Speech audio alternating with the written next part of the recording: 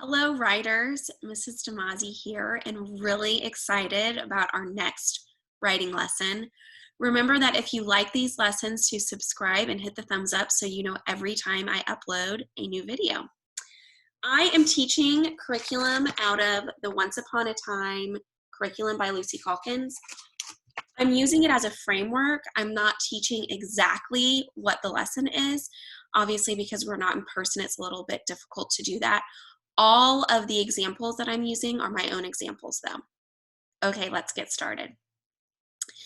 This morning, as I was waking up, and I was a little sad because we're still in quarantine, I was reminiscing about all of the writing that we used to do in the classroom, and I was thinking about the poetry unit. And my friends in third grade love the poetry unit, and it's one of their favorites. And I was thinking about all of the things that we do in the poetry unit that make our poetry so exciting. And one of the things we do is we talk about language, and we talk about how we can paint beautiful pictures and images with different language. And I thought that maybe we could start adding that into our fairy tales, because painting a picture with language can make our fairy tales really great. So today we are going to paint a picture with words and with language that make our writing even more sophisticated than it already is. So as I share my screen today with you, be thinking about the things that you know you can add into your writing to paint pictures with language. So we've already added repeated refrains to add tension. We've revised our writing, and we know that characters are talking and that we have to make them do something to make it more interesting. But today, to make our adapted fairy tale even better, we're going to paint a picture with our words.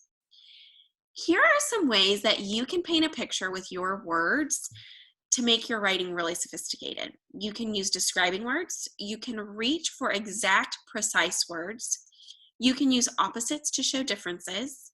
You can use repetition of sounds, words, and lines, and you can make a comparison. I have some examples of all of these, but I've kept them on this page so that you can see those examples, and then you can see all of them kind of together.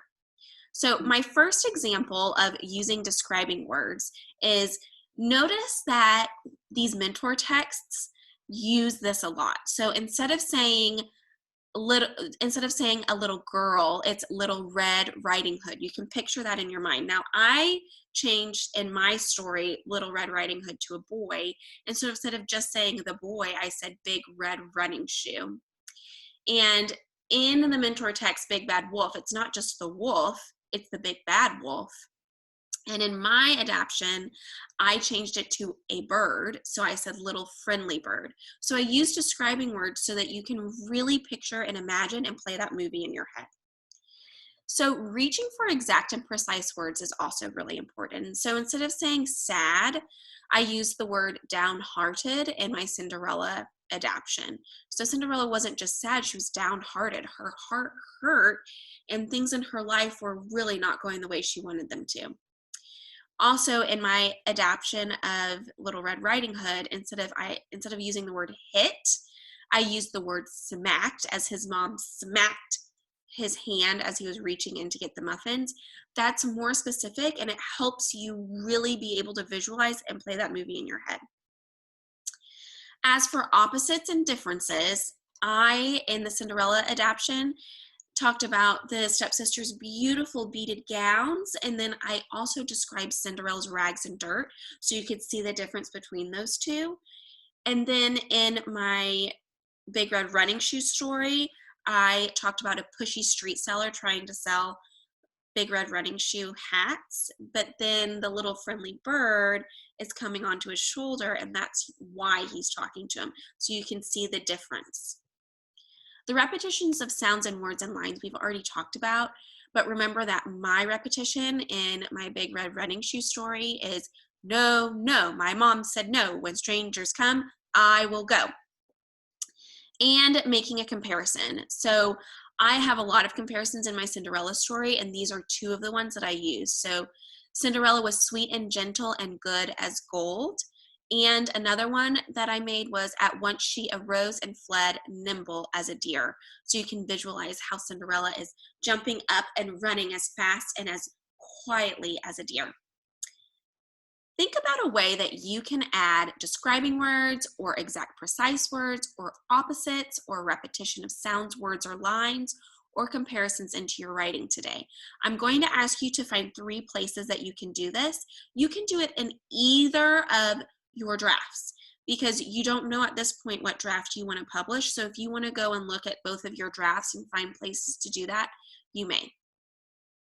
But before you work on that, remember that we're writing and adapting our other draft. So today is day 5, and today we need to use narration to give a backstory and stitch our scenes together. I'm going to show you how I did that with my Big Red Running Shoe story. Here is my scene 1 of Big Red Running Shoe. Once upon a time, not long ago, a little boy named Little Red Running Shoe lived with his sweet mom. They lived together in an apartment in New York City. Little Red Running Shoe loved playing basketball. That's the end of my narration. Now I'm going into my reading. One day, Big Red Running Shoe's mother told him it was time to get ready for his basketball game. Okay, so my narration for that scene is there. Here is my narration and my stitch together of my scene 1 and scene 2. You see, Little Red Running Shoe loved playing basketball so much that he had been counting down the days until it was time for his first basketball game of the season. While Big Red Running Shoe was walking to the game, he kept reminding himself, no, no, my mom said no. When strangers come, I will go. Okay, and then I have my stitch with a little bit of a backstory between scene 2 and scene 3. Once he arrived, he realized there was something terrible happening. He ran to find out what was wrong. As Big Red Running Shoe got close to the gym, he noticed that there were people running out of the gym. Okay, let's look at our checklist today because there are a lot of things that you need to do. You're going to remember that writers know that painting pictures with language helps their reader to play a movie in their head. You're going to find 3 places where you can paint a picture with your words. Remember, there were 5 different things that you do to paint pictures with your words. Then you're going to complete your plan for day 5. You need your notebook for planning, brainstorming, and drafting, and you will probably need sticky notes or scrap paper to add your ideas for your narration. Okay, writers, that's kind of a lot to do today, but I know you can do it. If you need to rewind and look at the painting picture slide, you may do that to help you find those places in your writing that you're going to make your writing even more sophisticated. I'm excited for you. I know you're going to have fun writing today. Enjoy it, and I'll see you next time. Bye.